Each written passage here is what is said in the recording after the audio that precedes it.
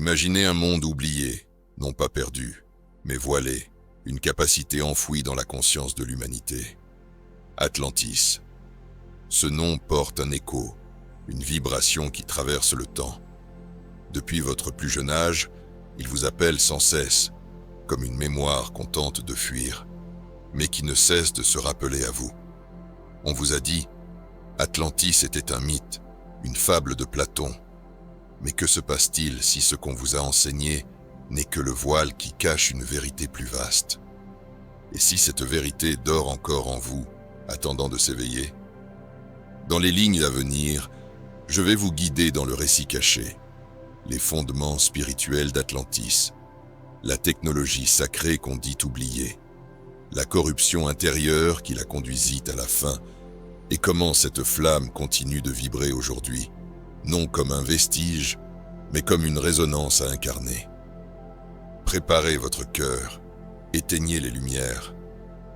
Ce que vous allez entendre n'est pas un conte, c'est une réactivation.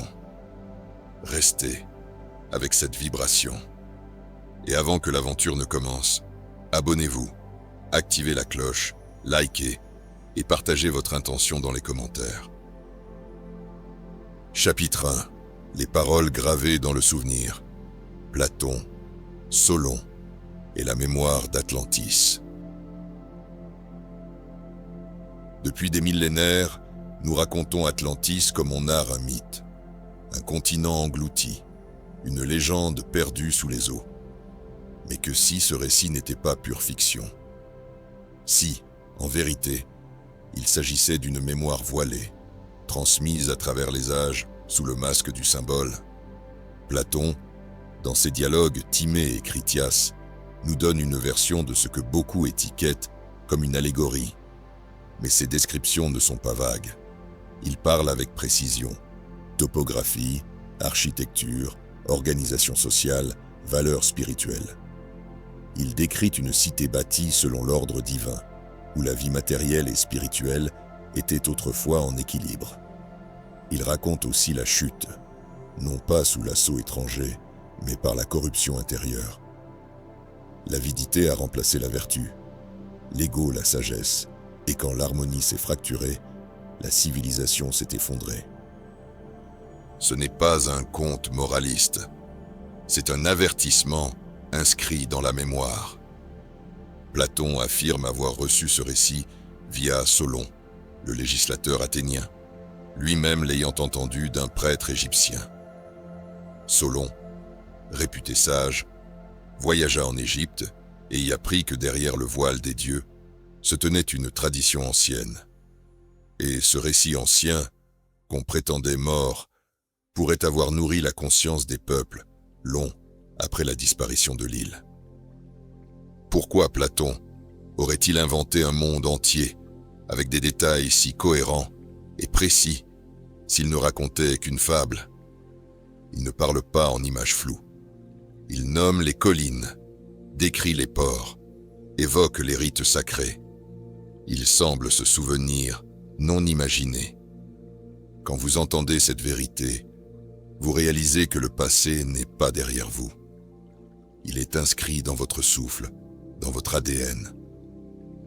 Atlantis ne vous attend pas sous les flots. Elle attend d'être reconnue dans votre cœur. Chapitre 2. Les échos d'Atlantis dans les traditions du monde. Dans les brumes des civilisations oubliées, le nom d'Atlantis surgit comme un écho ancien. Il ne dort pas seulement dans les légendes grecques, il peuple les mémoires de peuples dispersés aux quatre coins de la terre. Le mythe d'Atlantis ne s'est pas effacé, il s'est fragmenté, incarné sous diverses formes, mais toujours avec la même signature, une civilisation lumineuse, un savoir perdu, une purification par le chaos. Les Mayas évoquent un continent englouti, dit Alan, une terre de lumière qui s'est abandonnée au flot. Les textes hindous parlent d'une civilisation nommée Kumari Kandam, engloutie sous la mer, où régnait une sagesse transcendante. Dans le Pacifique, les anciens parlent de l'Amura, royaume fantôme des anciens âges. Même en Égypte, Avant les dynasties, des récits évoquent un âge d'or prédynastique, une époque de haute connaissance aujourd'hui dissoute dans les sables du temps. Ces récits ne sont pas des coïncidences. Ils partagent une structure. L'éveil, la grandeur, la corruption, la chute, toujours dans cet ordre. Une civilisation consciente se déploie, puis s'arrête, parce qu'elle oublie ce pourquoi elle est née. L'harmonie entre l'esprit et la matière, entre l'intention et la loi. Une clé subtile. Chaque fois que vous lisez une légende ancienne, repérez ce mouvement interne, lumière, déséquilibre, résonance. C'est le motif d'Atlantis qui passe. Quand vous prenez conscience que ces traditions dispersées ne sont pas étrangères, mais comme des facettes d'un même diamant, vous commencez à reconstituer le schéma. Le mythe redevient mémoire, et chaque peuple qui parle d'un âge perdu parle en fait de vous, de votre lignée d'âme, de ce code ancien niché dans votre sang. Chapitre 3. La civilisation atlante, entre souffle divin et artifice. Imaginez une terre où les hommes ne sont pas esclaves du monde, mais ses partenaires. Une civilisation où énergie, conscience et matière tissent un même chant. Les Atlantes, selon les récits ésotériques, maîtrisaient cette triade comme un musicien maîtrise ses accords, non pas par domination, mais par syntonie. On parle de cités concentriques, anneaux d'eau et de terre s'entrelacent, tunnels sous-marins relient les centres sacrés, une géométrie vivante. On évoque des pyramides, non pas comme tombeaux, mais comme fers de lance de vibration, des obélisques qui n'étaient pas des monuments, mais des diapasons dressés vers le ciel. Les cristaux, ces joyaux transparents, étaient plus que des corps. Ils captaient, canalisaient, conservaient la mémoire même de l'âme. La technologie atlante ne ressemblait pas à nos machines. Elle vibre, elle pulse, elle dialogue. On dit qu'elle ne s'utilisait pas, mais s'harmonise. Les Atlantes ne consommaient pas, ils résonnaient. Chaque temple, chaque instrument, chaque pierre était accordée à la loi universelle. Mais ce don sublime portait son revers. Quand le cœur oublie le souffle, la technologie se corrompt. Le pouvoir qui reliait devient pouvoir qui écrase. Et c'est dans cette désunion entre le savoir et la sagesse que l'édifice s'est fissuré. Ce n'est pas la mer seule qui engloutit Atlantis. C'est la désintégration intérieure d'un peuple qui a perdu son axe. Ce que vous devez entendre, Atlantis n'était pas une utopie parfaite. C'était une œuvre vivante, soumise à la même loi que vous. L'équilibre entre ce que l'on sait et ce que l'on est. Et quand ce pacte se rompt, la lumière vacille. Chapitre 4. Le reflux de la lumière, la corruption intérieure et la chute d'Atlantis. Une civilisation bâtie sur l'harmonie vacille quand elle oublie ce qui l'a portée.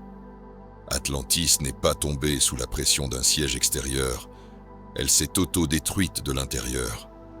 Le cœur s'est fissuré, le pacte rompu. Les pouvoirs extraordinaires devenus instruments de manipulation.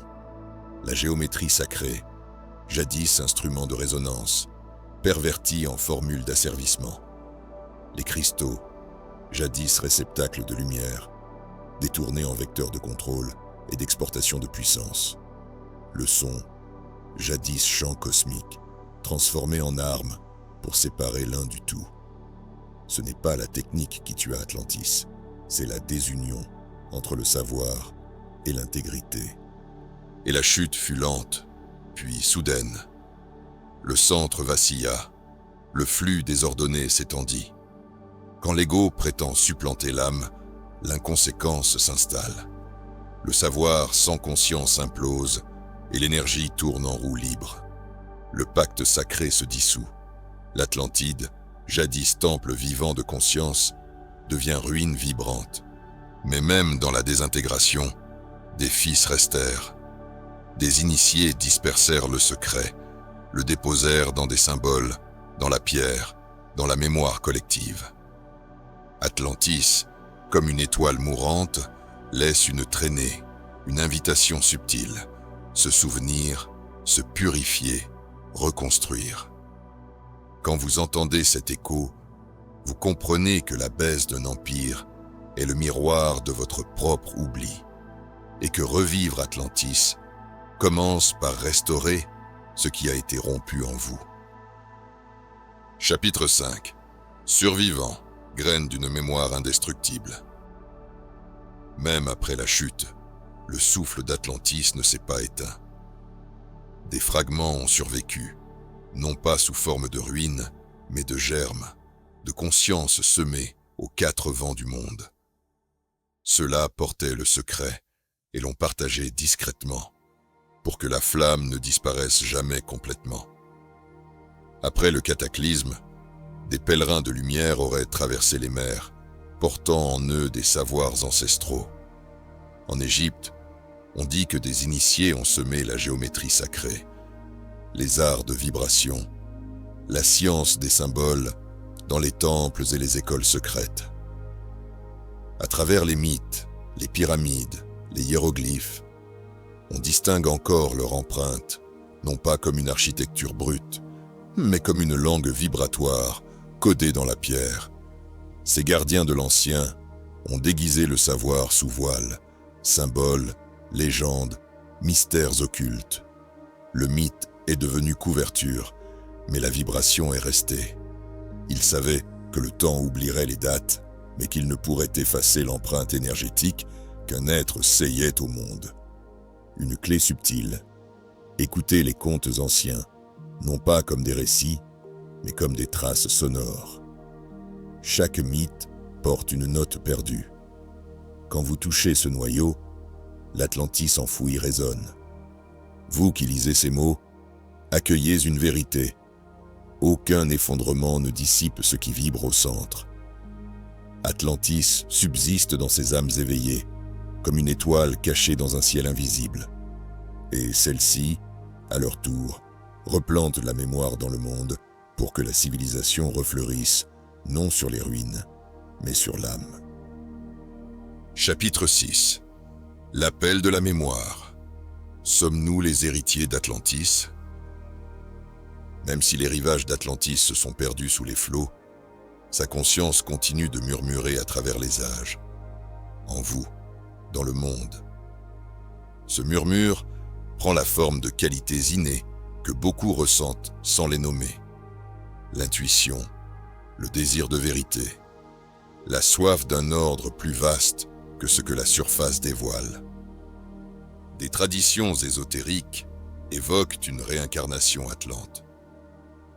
Des âmes qui porteraient dans leurs cellules la trace d'un ordre ancien.